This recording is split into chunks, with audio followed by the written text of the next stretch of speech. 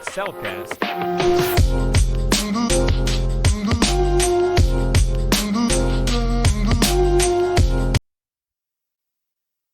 Hi, everyone. Welcome back to the Excelcast. I'm your host, Joe Parker, and today I have Mike McDougal and Camille Smith. How are you guys doing today? Great. Good. How you doing? Awesome, man. So, you guys have started a foundation. Is that correct? You would call it a foundation? STEM Social. So, you guys want to tell us a little bit about that and what you guys are looking to do with that? Okay. So STEM Social is the premier hub for aspiring and established Black STEM professionals.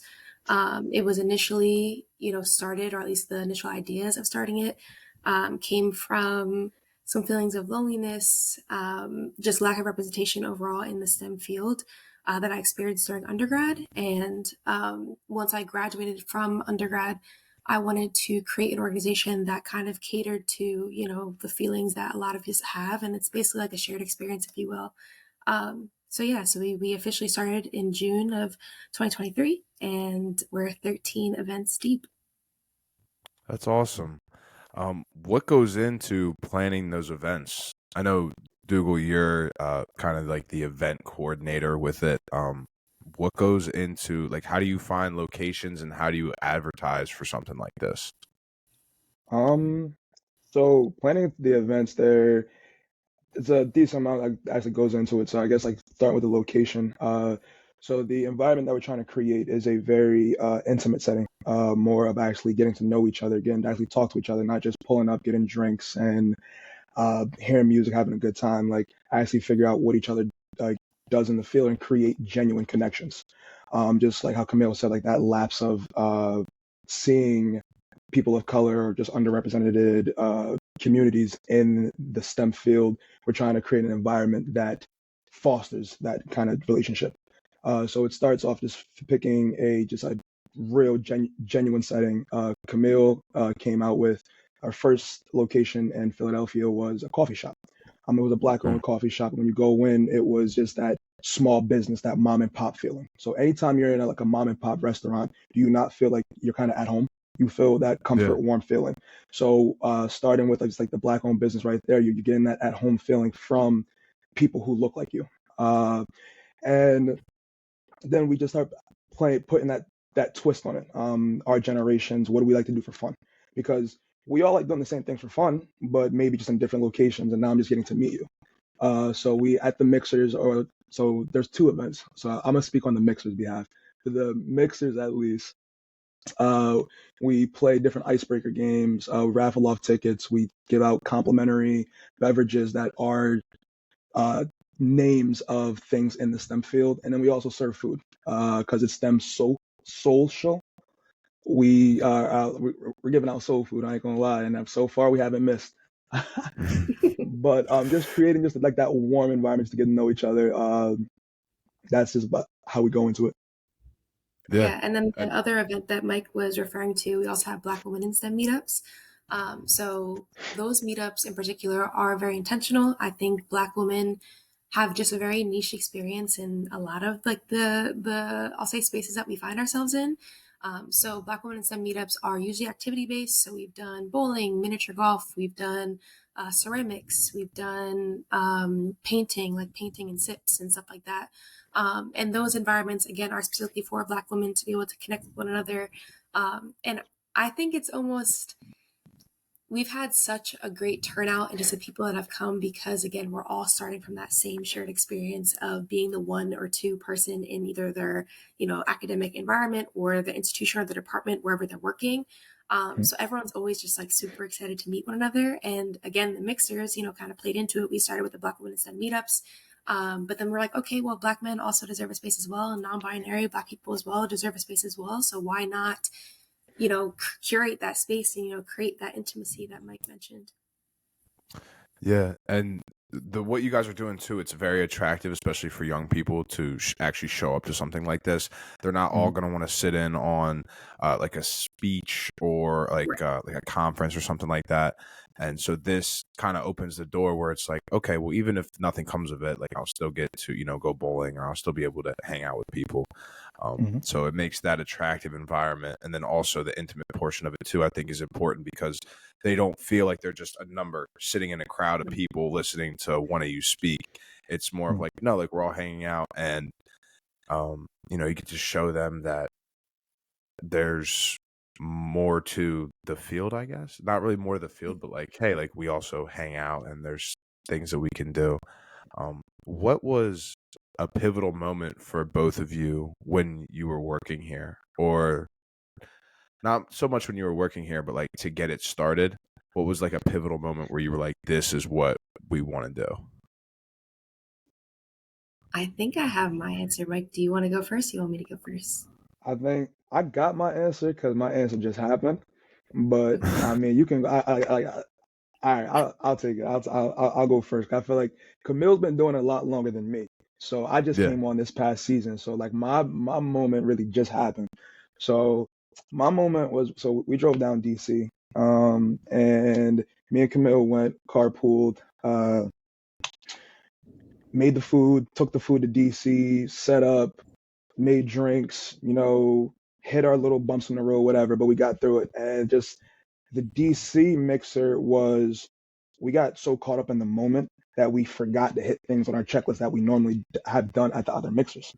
And for Mm. me, it was like, yo, like everybody just had a genuine good time. And I like, for me, I'm like, hey, yo, like we on to something for real. Like, shorty, like Camille's on to something.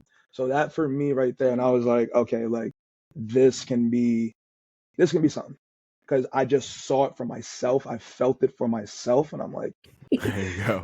Yeah.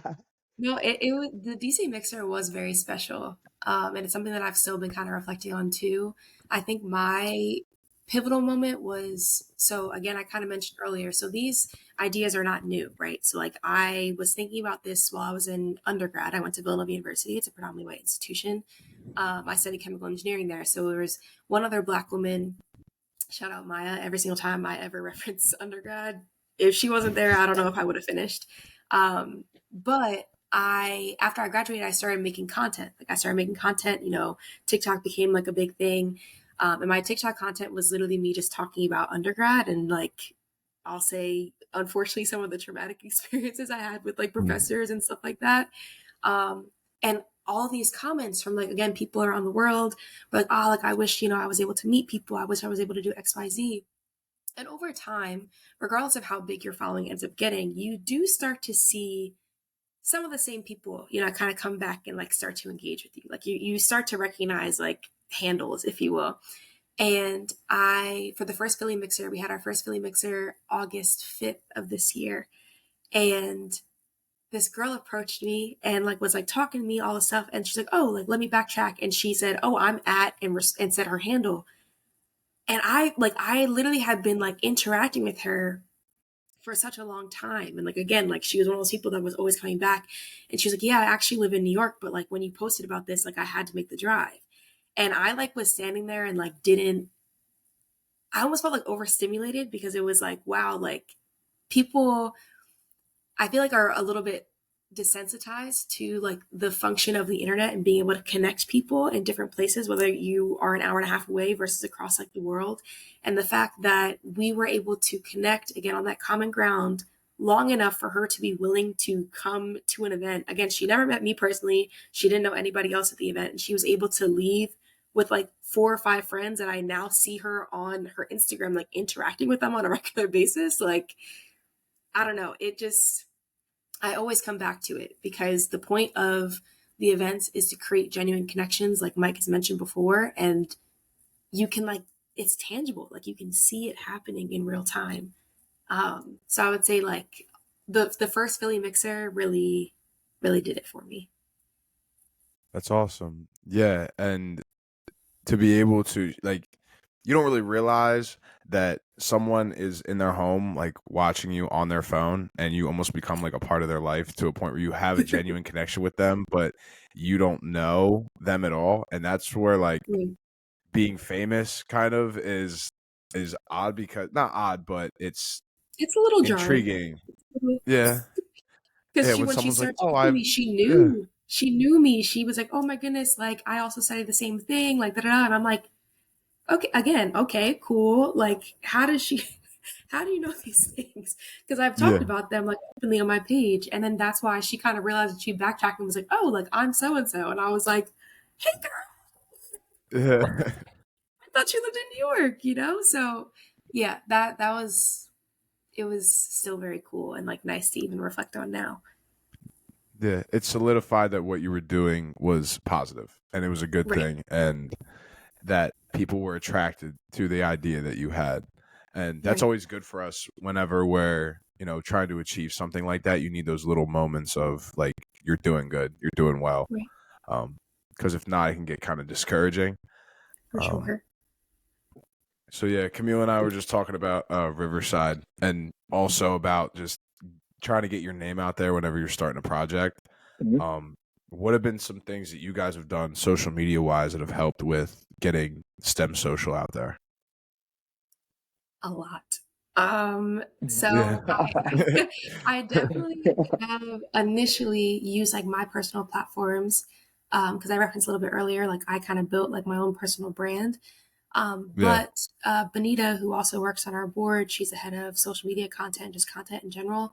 Um, she does the damn thing. So like she every event, especially the only event she wasn't able to go to was the DC Mixer recently, but she's always recording content, running our Instagram stories, editing the videos together. Like her editing, Mike can speak to it. Like her editing is literally so good, um, and it's really nice because we've actively tried to prioritize like our actual guests. So I think sometimes like you can like see like an event, but like we have certain like testimonials almost like throughout. So it like kind of gives like a face to the people that are actually attending. So whether that be like um at the second Philly mixer, like there was like a Camille. So like we at all the Black women STEM meetups, we usually do, videos highlighting the woman and what they do and like whatever. But I was like, okay, well also like the Black men need, some love too. So we created a video with like Black men just talking about what they do, and we've grown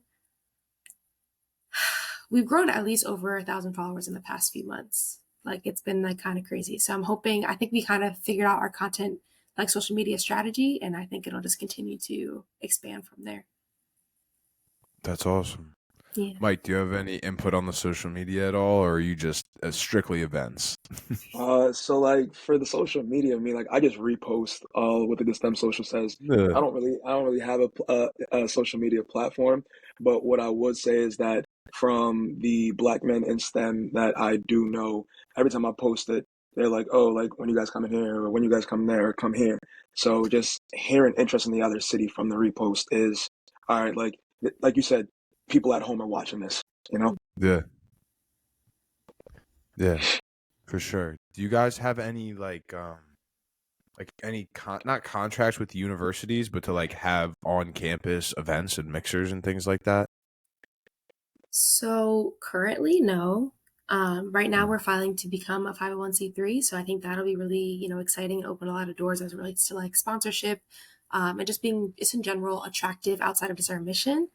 Mhm. Um, but I will say next year we're planning to have a day for something we're going to end up rolling out as like STEM Social Junior. And basically it's going to be like a so what's next day. Because I feel like, at least for me, when I was an undergrad, I experienced like, I basically was like sprinting to like finish college, get a job. And Mm. like, I didn't really think about what actually happened after you graduate college. So, like, that April time frame, like your senior year of college, like you're usually like, oh, like I have to work for the rest of my life, like basically. So like that day is gonna be like hopefully about like salary transparency. It's gonna be about like how to actually go from being a student to an employee. What does that look like? How can you set yourself apart and like stuff like that? But like very honest conversations, because I feel like sometimes it's still a little bit taboo to like talk about those things. And I'm really Mm. excited about it. Yeah, I think it'll be really cool. Yeah. Do you guys have any? I know that you've had $4,000 scholarships. Dougal was telling me. Do you guys plan on doing more of that in the future? Yeah. Looking with fundraising. I can say with the fundraising being something so early in an early initiative, is that's what it comes down to. Is unfortunately, like, funds are needed, and so far, like, proceeds are working. We were fortunate to find a donor who would match us with $1,500, Yeah. which is huge, which is like very, very major. Um, I guess, like, Camille, like, do you want to speak on the donor, who he is, give him a shout out? Yeah, so the donor, super excited about it. His name is Daniel Sims. He's actually based out of Madison, Wisconsin. He actually has his own consulting group, and that's what he does full time. He works with different organizations, brands with fundraising and just like philanthropy in general. And actually, it's funny because initially I'm a part of another group called Black Excellence Society, who's also been very pivotal in, like, getting Stem Social's name out there. I attended a meeting, and basically during that meeting, I was supposed to just explain, Stem Social and the funding aspect of it, and scholarships in particular. I heavily benefited from generosity with people during my undergraduate experience. Will that be like random grants to apply to, or again, like scholarships that people would have? So I knew that in some way I wanted to pay that forward. So in talking about, the initiative and what we were trying to do, he went out of his way to set up a meeting with me and be like, hey, like, I want to help you guys do this. And of course, working in, philanthropy in general, he also is a philanthropist himself. So he was like, I want to, give $1,500 or up to $1,500 to the cause, and, see, at least initially, it's kind of funny because it does two things.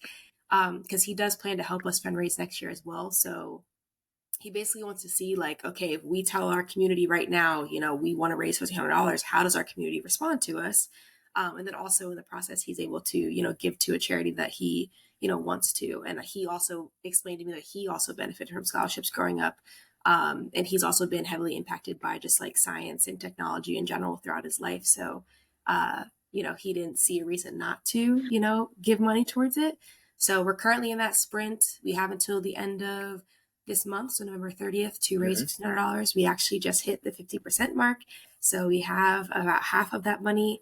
And really, I've just been telling everybody possible because everything is like count towards it, So, Yeah. Lord willing, we can actually raise more than the $1,500, but we know for a fact that he will match us up to that $1,500. So hopefully we'll be able to make it by the end of the month. Yeah, absolutely. And that's a solid goal. So how do you go about like fundraising it? Like the people that come to your mixers and things like that, like they just send you guys donations, or So how we do you have go a about few that different process? ways. So Yeah. so our events are ticketed. Every ticket, a portion of that ticket price is going to go towards scholarships. At our actual events as well. So like, again, like Mike, does coordination, and like he usually is like the bartender at most of our events. The like buying those drinks are also donations towards scholarships as well. So just from like at the events this year, we've already raised $1,000 just from, people buying drinks or buying like beauty products, or we also recently dropped hoodies. So we raffled off hoodies at the past two events. So we have that avenue. We have just in general, like publicizing our Cash App, publicizing our Zelle. If people feel, inclined to donate directly, also all the proceeds from hoodies go directly towards the scholarships as well. So we have 3 colorways: a dark brown, a cream, and like a military green. And like they're like honestly dope. What I'm currently wearing will hopefully be dropped next year because I love the satin lined hoodies. And then we actually have a legitimate website called Fundraiser that people can go on and donate directly. So in that Fundraiser like website campaign link, if you will, like we've raised $755 thus far, and we dropped it 4 days ago. So I think it was like Tuesday. Yeah, there's multiple ways to give. Yes, because it's going to be, we're basically pitching it as Giving Tuesday, which of course is the Tuesday before Thanksgiving. So just really inclining people that like we do have, purchasing power. Our money and our dollar goes a long way. And especially for people that have benefited from scholarships in the past, why not pay it forward? Even if it's $5, $10, that's always going to push us towards our goal, Yeah, absolutely. And if you want to if you want to send me the link after this, I can also put it in the description so people that are watching this can also, hit on the link. Yeah. YouTube gave me some trouble with that though. YouTube wouldn't let me put any links in the description, so it'll just be on the Spotify description. Okay. That's fine. Yeah, they wanted They wanted a whole process. They wanted my tax information, my ID, my. I was like, that's too much. Not, That's too much. yeah. yeah, just to drop a link. I guess just in case it's like a donation or like a GoFundMe or something like that. I don't know Yeah. what the case was, but yeah, they gave me a little bit of trouble for that. But yeah, I'll definitely drop the link. You guys have an online store, you said, like with the hoodies and stuff like that? Yes. Okay. Yeah, we can send you all the links to everything. So if people are interested, they can Awesome. find everything. Yeah, sounds good. So Camille, specifically, what are some critical qualities that you think someone who's operating a nonprofit as yourself, or you're in the process of making it a nonprofit, what are some critical qualities that you think an individual needs to operate it? Oh my goodness. Or Okay. or Dougal, what qualities have you seen in Camille that you think are very helpful in running Oh my the gosh. Don't do that. nonprofit? My love language is reciprocation, please. I'll start crying right now. I think the ability to multitask, because like a nonprofit's a business. If we're talking honestly, a nonprofit's a business. So as a Yeah. business owner and entrepreneur, I think first things first is the ability to multitask, because you're wearing multiple hats, especially in the beginning, until you can actually build a team and build people around you who you actually trust. I think you're an entrepreneur and everything like that. It's the ability to multitask. I definitely think that's a very, very critical. And with multitasking comes different avenues, in my opinion, because now you're talking about times management, execution, planning, monitoring and controlling, all those things as well. So I guess that's an umbrella we can fall under. Camille, you want to go? I'm going to say, yeah, what Mike just said, I think discernment. Mm. I am a big picture thinker. I've always have been. But I've also realized in the process of creating the org that and actually my friend said this to me, which was crazy, but it has made me think so much. She said I was a great manager, but not the best leader, or at least I'm developing into a leader. And the difference that she created was like managers are able to, again, see big picture and give you individual tasks, like give people Yeah. like specific duties to do, versus leaders are able to create like almost like self-sustaining system. So like if I were to step away from Sem Social, it would still be able to operate fully. And I definitely think that since her and I had that conversation, like I've been trying to figure out with like my board, like how to make that happen, because I want to be able to empower them to be able to like live out their ideas and like live out, what they want to do. So like for Mike, he has so much expertise when it comes to event planning and coordinating and like his own previous work experiences. So yes, I may have some ideas, but like I'm trusting him to be able to, make sure that the event, goes well. Same thing with like social media. Again, Benita, like she is a fantastic editor and like I don't have to babysit her in order to create, a really nice video. So I think the discernment is like finding people that are self-motivated and like actually do care about the mission.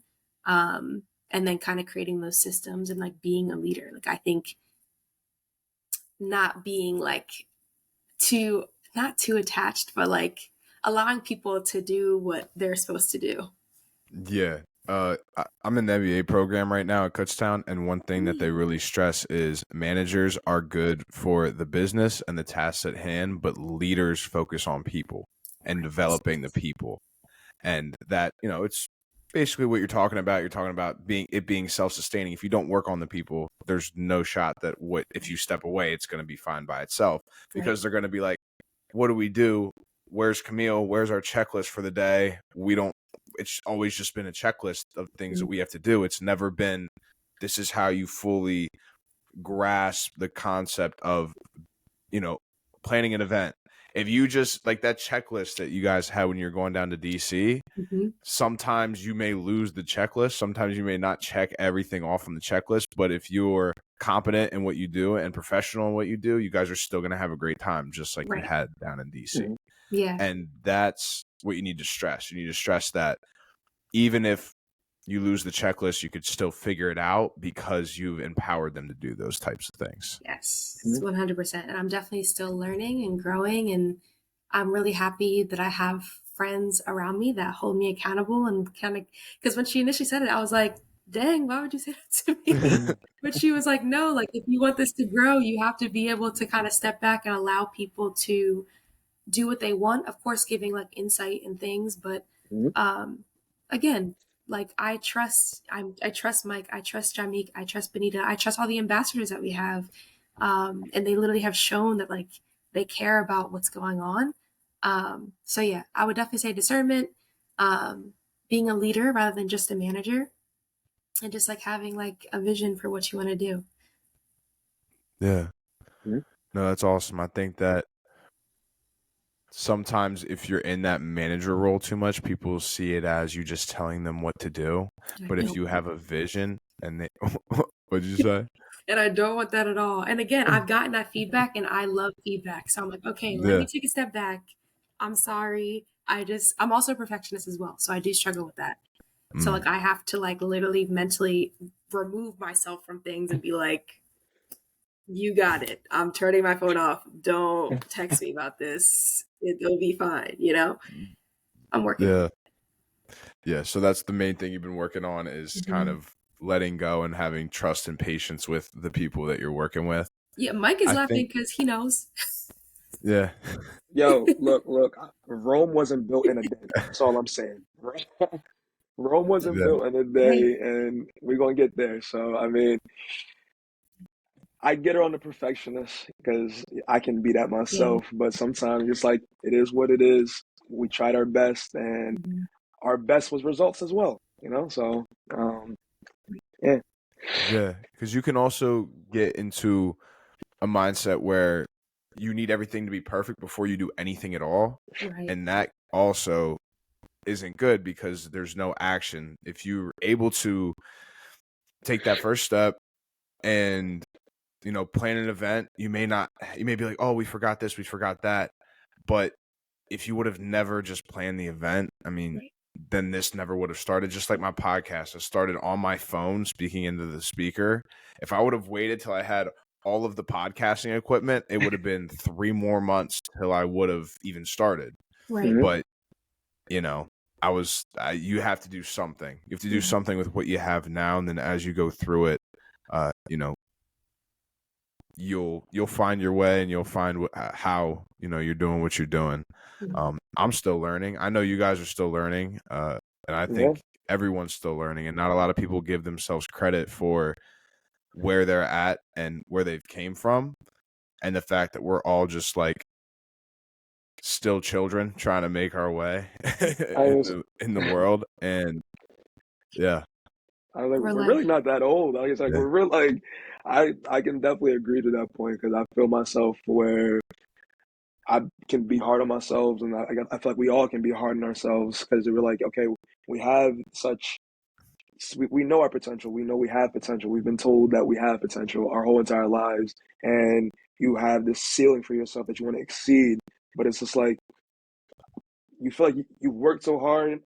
And yeah, you've came a long way, but there's so much more to do. Sometimes I feel like we get too caught up in there's still more to do. Let's enjoy how much growth and progress we've made.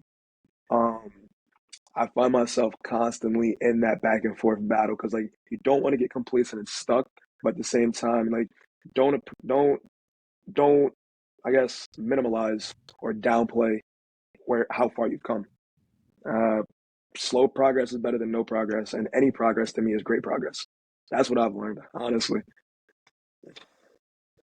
Absolutely. Yeah, 1% better every day. You can't go through life thinking about what would be the perfect scenario because you'll never get there.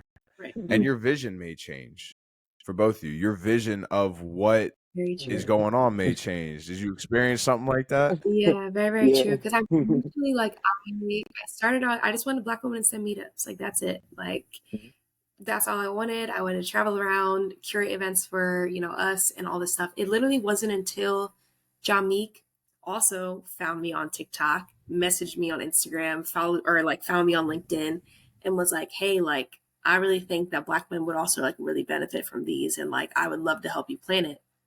I'm like, like somebody else can do that. Like, I'm cool with my few events and like, you know, doing that. But he was very persistent about it. And it wasn't until I was like, like, okay, if he's willing to help me, like, we can see, what we can make shake.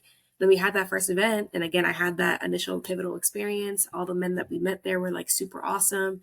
And I was like, oh, okay. My vision was one thing, but like I can expand it into something else, and like now again, like people look forward to the mixers.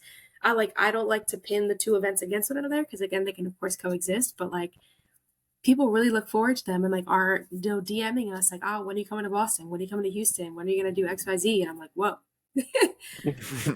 We'll get there, we'll figure it out. But initially, I wanted, Black women in STEM meetups, and that's what I was focused on. But I allowed other people to kind of expand what I wanted the vision to be. And now the vision is so much clearer than it was initially.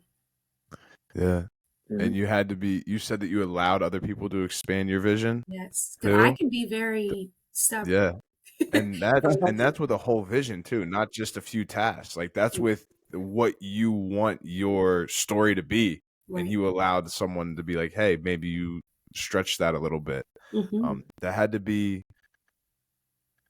hard. How was that? How did you process that? Like, how did you, was it like immediate? You were just like, yeah, or did it take a while for you to even agree to do it? So again, Jamik reached out to me and said that he thinks, we should do XYZ. Now again, I didn't know who Jamik was at that point. He was a random man from the internet. And it was kind of funny, and I always remind him because he literally prefaced it and he was like, I have 5 sisters. I do not want this to come off as creepy. However, I found you on TikTok. You were a chemical engineer, so am I. Mm-hmm. And he's like, I hate my job. I need to go somewhere else. Like, tell me about what you do. So he, of course, also like said, like, I think you should have mixers. But he kind of left it alone because he was looking to transition into a new company, right? And like that was like his main priority, reaching out to me. So we kept like talking and all this stuff. We actually realized we lived pretty close to one another. So we actually met in person. I saw him as an individual, very nice person, like very down to earth. You can also very much tell that he has 5 sisters, which I think is a beautiful thing. And then he just kept bringing it up. He kept bringing it up and he wouldn't leave it alone. And I was like, okay, what would it look like? And then he was like, oh, well, we could rent out like venues and like, as opposed to just doing activities, we could do XYZ. And again, hearing it, I feel like I was at a level of like comfort with the Black women in STEM meetup because I was like, all right, these are my bread and butter. This is my demographic. Like I'm selling out events. Like I literally can just stay here and like be cool. But the mixers offered a step out of my comfort zone, which again, all good growth, you're usually uncomfortable while it's happening. So he was super persistent about it. And after, I want to say like a month and a half or so, because again, he was able to apply to a few jobs. He ended up getting the position that he's currently in now. Kept talking about it. And I was like, all right, what'll it look like? When should we do it? Should it be at the end of the summer? Like, where are we going to have it? Like, because activity-based events are way easier because you're literally just bringing those people to a venue and everything's already set up versus mixers. You're finding the venue, like Mike mentioned before. You're finding the venue. You're catering the food. You're having alcohol. You're negotiating pricing because again, we didn't just have money like initially, and a lot of venues want their money up front, which like that makes sense, but like you have to figure out pricing of the events. Like you have to figure out like what ticket price for your demographic will they still buy, but will give you enough money to actually do all these things and like do it the way that you envision it to be. So that was uncomfortable for sure. But now I'm like, I want to have 8 mixers next year. I'm like, what cities are we going to go to? And everyone's like 8. I'm like, we're going to, you guys forced me to get to this point. Now we're about to take off sprinting in 2020. Yeah. Dougal, do you have anything to say about that? So like 2024, like y'all asked, like people have asked us, like it's like Camille spoke on all the different cities she's got asked to. I've got asked about Boston and Cincinnati and Dallas. So like she mentioned Texas, like I don't know what's going on in Boston. I guess Boston is like that apparently. However, but people have brought up like Boston and Cincinnati are the 2 that I've heard. I'm like, Ohio? Like what's in like personally, like no disrespect, I don't know what's in Ohio. So I mean, I'm not saying that's gonna be one of the cities. That's gonna be one of the cities, but we are looking to expand on the different cities, and I think building and fostering a relationship that I have with Camille. She has trusted me with using my imagination, taking my experience that I have with private events and everything like that, and bringing it to STEM Social. Um, so I'm actually excited to see what next year really is going to hold for us, not only as a team, as really as just like STEM Social. Uh, I, I've seen the growth. I've definitely seen the growth. My first ever event was what, like the gala, like, so like that's before what was officially the gala was even before STEM Social. So to see it before Yeah. Social was even a thing, and then to see the meetups turn into mixers and actually say like, all right, well, I know how it feels to be a black man in STEM and just being underrepresented. So being able to actually meet other black men in STEM, it's like, all right, cool. Like Camille went to Villanova, big PWI. We went to King's, which is a smaller school, but still PWI. I didn't. I was the only black male in my chemistry program. So realistically, like the same feeling that she is like felt and dealt with are the same feelings that I felt with, and I can meet other black men who can relate to that. So uh, I'm excited for the whole 2024. I'm excited. I've been excited for all the different men who she's put me on to and I've met. They're real good guys and everything like that in the different fields. It's broadened my horizon on all the different STEM opportunities out there. Uh, so yeah, I'm excited, definitely. Yeah, Dougal, do you want to speak specifically on? We were talking on the phone, like why you wanted to do this and Mhm. your reasoning behind wanting to get involved with STEM Social. Yeah.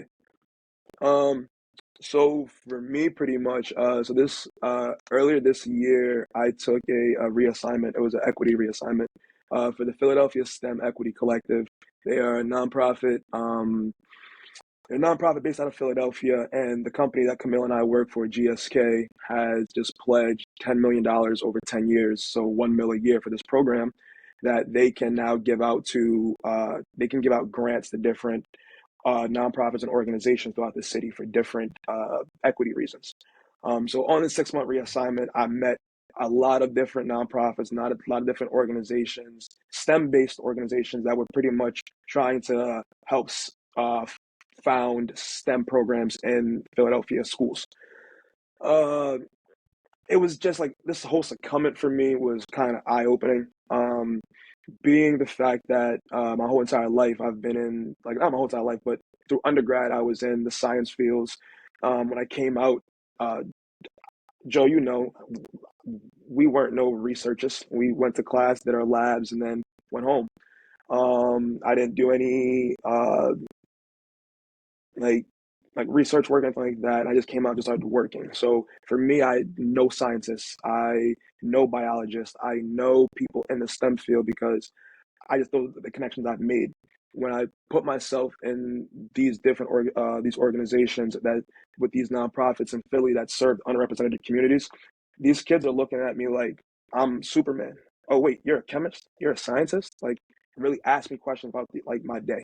Like what is it like? And I'm just in there looking just like you know, like looking just like them. I got my ears pierced. I got my necklaces out. I got just like my J's on, a denim jacket. Like I'm wearing the clothes they're wearing. My hair is braided like theirs and everything like that. Not braided today, but but these kids are like okay, like they're really asking me questions. They're genuinely connected, and just seeing that, uh, I it was kind of like all right, like I'm giving them a sense of hope. You know, like you know what, like you can actually do this if you actually wanted to. It's really not that far out of your reach. I'm from Wilmington, Delaware, a very small, a really small city and everything like that. Um, K through 12, everyone knows everybody. Real inner city, we're all really connected. Philly neighborhoods are just like that as well. I have friends who, you know, moved out of Wilmington. I have friends who stayed in Wilmington, and just being that kind of example, it was just something that really hit home for me. All my friends back home, everything like that, they all root for me. They all wish me the best. They're all excited for the things that I'm doing. So that kind of motivates me to just keep going. Um, I think this whole initiative can definitely spark a change, especially the fact that we're a younger group as well. Like we're pretty much the next generation. They're the next generation behind us, realistically. So we can kind of touch them earlier, maybe compose like what their parents are. A lot of young teachers and everything like that, a lot of young teachers who are our age, they're having a lot more success in their classrooms because they're meeting the students where they're at. When we actually see that difference, it makes a difference. Yeah. And your events too, it's those kids want to come to those events. So they're already open to what you guys have to say. Because to, pull money out of your pocket to want to pay to show up, you get food, drinks, yeah, but like that they already have an open mind toward whatever you guys have to say. And I think that plays a huge role in like the retention that you guys have with the events. And yeah, I like your story though, Dougal. I do. I like that. It wasn't just about you. It was like I made it this far. Now I have to go back and I have to like bring some more with me. And I have to get their attention. Be like, hey, like you can be just like me. Yeah. Camille, did you have an experience like that at all?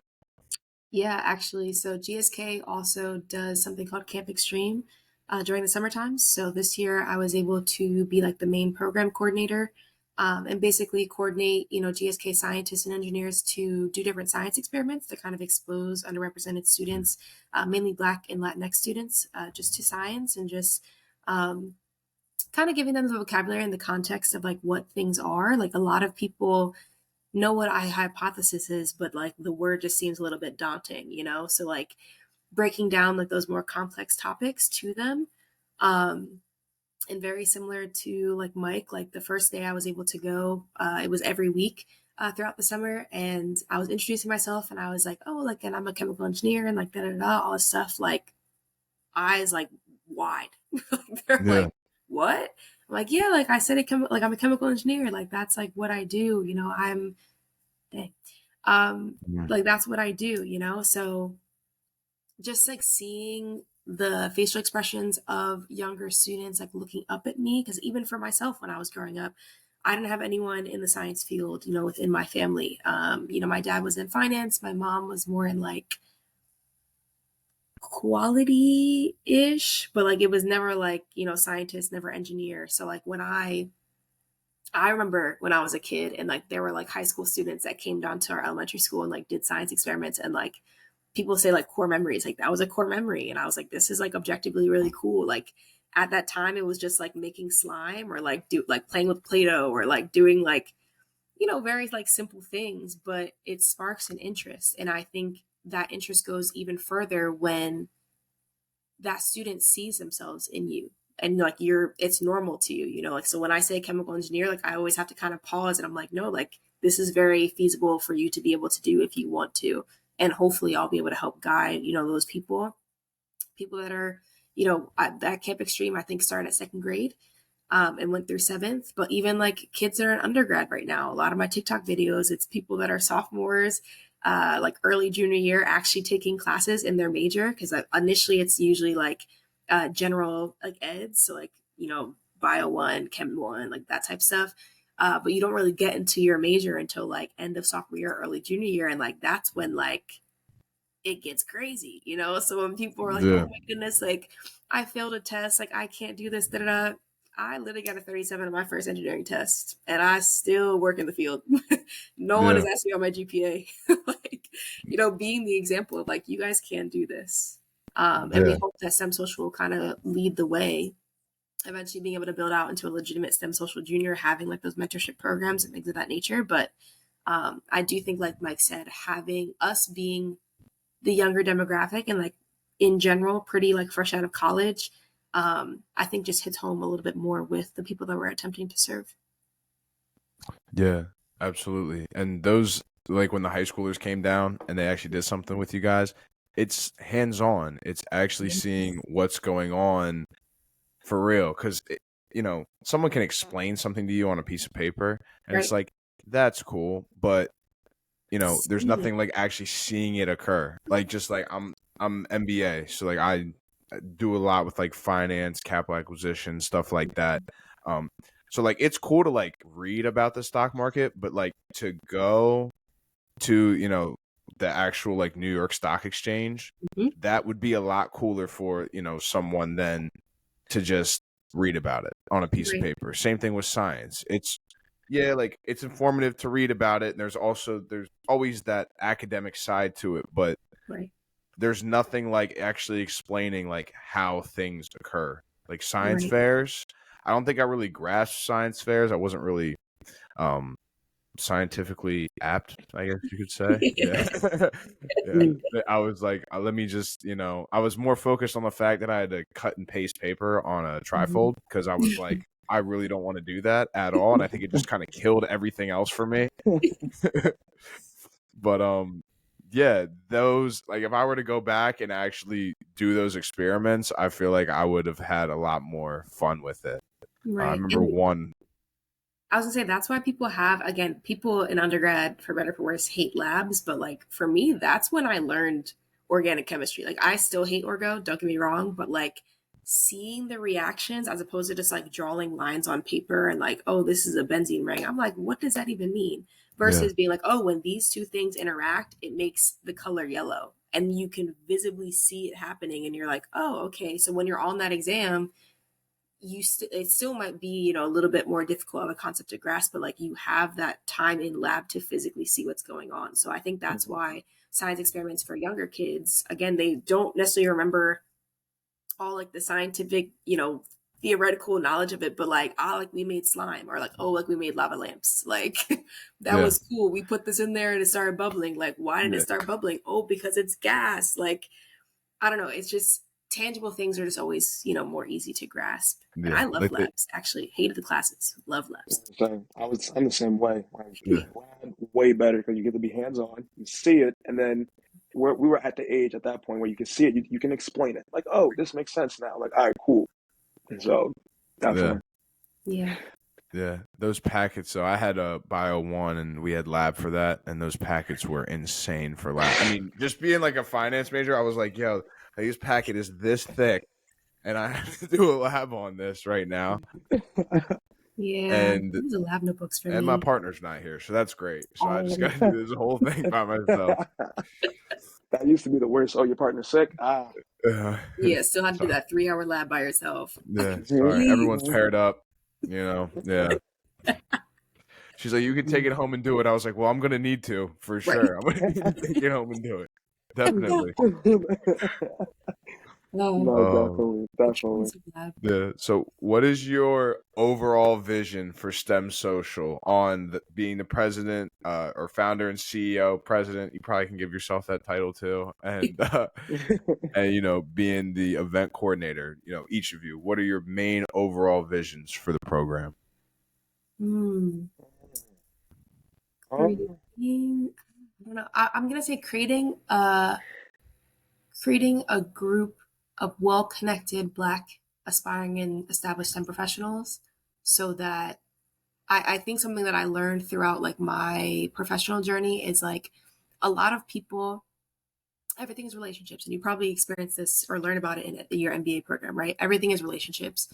So being able to create a well-established network of people that aren't only connected by STEM, but connected by the genuine connections they've been able to foster at events or programming. And we plan to, roll some other things out. And that, can be, that can manifest in different ways. That can be, having those mentorship programs, like getting people interested in STEM earlier. It'll actually be having students stay in the majors. I feel like a lot of times there's like a very decent dropout rate for people that stay in, especially for underrepresented students. It can be, retaining them in the professional field, because I feel like a lot of times people will get to the job and then, either they're not given the adequate, resources, or don't know certain things because maybe they're the first person to be doing it. I don't want any more firsts. I think that kind of wraps it up. Like I want STEM Social to be able to provide a systemic change within STEM, that there are no more firsts. The first Black person to do XYZ. Like I want it to be normal, and I want us all to be able to support each other through, those, again, whether it be academic or professional settings. A community. That's what it boils down to. Absolutely. I would say for me on the, I guess, as the event coordinator, it would just, I'm a big community person. I coach in my hometown. My 25th birthday, I gave out free meals to my hometown. So I'm just a very big community person. So I guess the goal I would probably see just serving the community in some kind of systematic STEM way. If that means that we can provide environments to get to know each other and build relationships and okay, make it seem like a normal thing, like us in this field is a normal thing. I'm there. If it's there for like building mentorships and getting the kids out there early, I'm there. So just uh, we next year talking about workshops, getting aspiring professionals comfortable with going out and becoming an established professional, just sharing our experience as a young professional, because being at our company, like the level of scientists that we are at, like not only are we knowledgeable, we are respected because we put in our time and we're putting up good results. So just sharing that knowledge, I'm there. So just something that honestly just continues to serve the community and continues to grow. That's just something that I see. Yeah. Yeah. Well, I love the vision that you guys have for STEM Social. I love, Camille, especially when you said no more first too, because that's a big thing to be able to say, we've checked all the boxes. We have someone in every category, every field doing research on every single topic. And to normalize it too, I think is huge. And Dougal, to serve the community. I mean, you've always been a big family, a big community guy. And I really love what you guys are doing. And I really appreciate you guys coming on the podcast and sharing what you guys have been doing and have been building. And any last words you guys have for everyone listening? 2024, we're hitting the ground running. And Joe, I really do appreciate, as someone that creates content myself, I think who you decide to put on your platform is very important. And I really do appreciate you taking the time to talk with us about what we're doing. It's not lost on me that like this is your podcast and you have full control over the stories that are able to be shared, and I appreciate being able to share my story, and I'm sure Mike feels the same way. Yeah. Absolutely. Joe, same. Camille just said it all. What you're doing is great. I've told you the episodes I've gotten a chance to watch. I love the brand that you're building for yourself. I've seen you grow over the years, and honestly, I appreciate you reaching out to me. I appreciate you showing love. Camille, Joe has always shown love, so I just appreciate you actually taking time and bringing us up here. I really do. Keep growing, keep going, don't stop. I saw this one quote last week: "The rear view is smaller than the back for a reason." Yeah. So just keep that going, my boy.